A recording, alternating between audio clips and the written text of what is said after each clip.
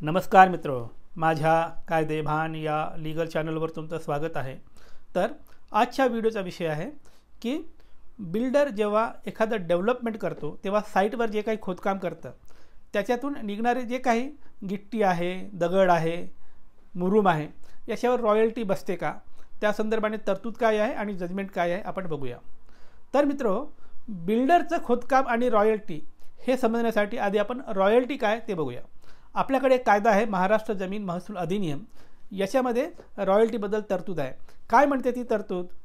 3 फुटापेक्षा खालील खोदकाम करून तुम्ही जे काही पदार्थ काढाल, खनिज काढाल, माती, रेती, गिट्टी, मुरूम काढाल, अशा सगळ्या प्रकारच्या जमिनीतून उत्खनन करून काढलेल्या गोष्टीवर शासन रॉयल्टी मागते किंवा शासनाकडे रॉयल्टी भरावी लागते, अशी तरतूद आहे। जमीन तुमची स्वतःची असली तरी 3 फुटाच्या खाली जर तुम्ही खोदकाम केलात तर त्याच्यामधून निघणाऱ्या ज्या काही गोष्टी आहेत त्याच्यावर रॉयल्टी भरावी, अशी तरतूद आहे। या तरतुदीमध्ये अजून एक अशी गोष्ट आहे, जर तुम्ही रॉयल्टी चुकवली तर जे काही तुम्ही चुकवलात त्याच्यावर 40 पट फाईन भरावी लागते। म्हणजे 1000 रुपयाची जर रॉयल्टी चुकला असाल तर तुमच्यावर फाईन बसेल 40 पट, म्हणजे तुम्हाला 40,000 रुपये भरावे लागतील।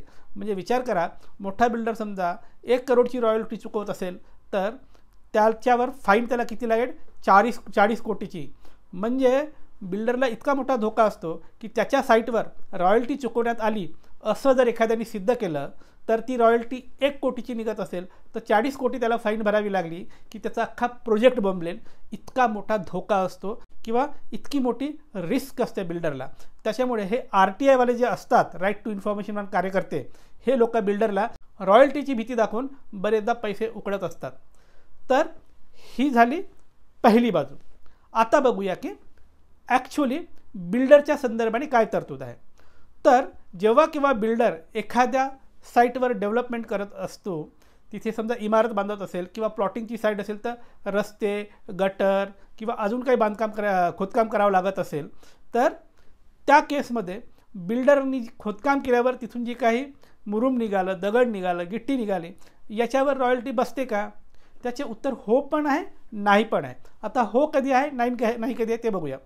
समजा खोदकाम केल्यानंतर जे काही तिथून निघालं, समजा गिट्टी निघाली, दगड निघाला किंवा मुरूम निघालं, हे जे काही आहे मुरूम वगैरे, बिल्डर साईटच्या बाहेर जाऊन कोणाला विकत असेल किंवा बाहेर कुठे सप्लाय करत असेल, त्या केसमध्ये बिल्डरवर रॉयल्टी बसते। ही पहिली केस आहे।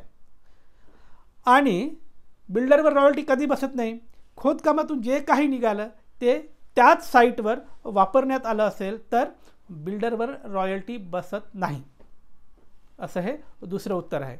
थोडक्यात बिल्डर म्हणून जो माणूस काम करतो तेव्हा तो खोदकाम करणार का? 100% खोदकाम करणार।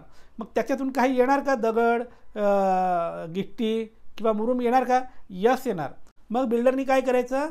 हे जे काही आलं ते त्याच साईटमध्ये वापरायचं आणि वापरलं हे सिद्ध करायचं। हे महत्त्वाचं आहे बघा, वापरलं हे सिद्ध करायचं, तेव्हा बिल्डरवर रॉयल्टी बसत नाही। पण हे RTI कार्यकर्ते आहेत जे बिल्डरवर नजर ठेवून असतात, ते कॅमेरे वगैरे लावून त्याच्याकडे गाडी येते का, गाडी भरून बाहेर जाते का, याची शूटिंग करतात। आणि अशा पद्धतीची शूटिंग केली आणि ती जर दाखवली आणि ते जर कोर्टात प्रूव्ह झालं तेव्हा मात्र त्या केसमध्ये बिल्डरने जे काही बांधकाम केलं त्याच्यावर रॉयल्टी भरावी लागेल, तेही 40 पट फाईन सकट, अशा पद्धतीची तरतूद आहे। बरं, या संदर्भाने काही जजमेंट आहे का? हो, जजमेंट आहे। जजमेंटचं नाव आहे AIGP developers versus state of Maharashtra. हे रिसेंट जजमेंट आहे।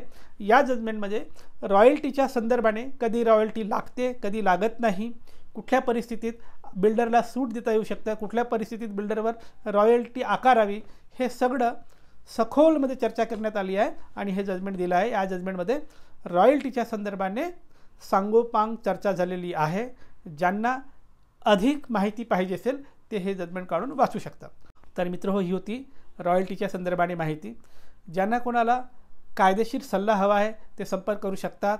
माझा नंबर तुमच्या स्क्रीनवर दिसतोय, पण थेट फोन करायचा नाही, अजिबात फोन करायचा नाही। व्हॉट्सअपला मेसेज टाका। तुमच्या केसमध्ये मेरिट असेल तर आम्ही संपर्क करू। बाय।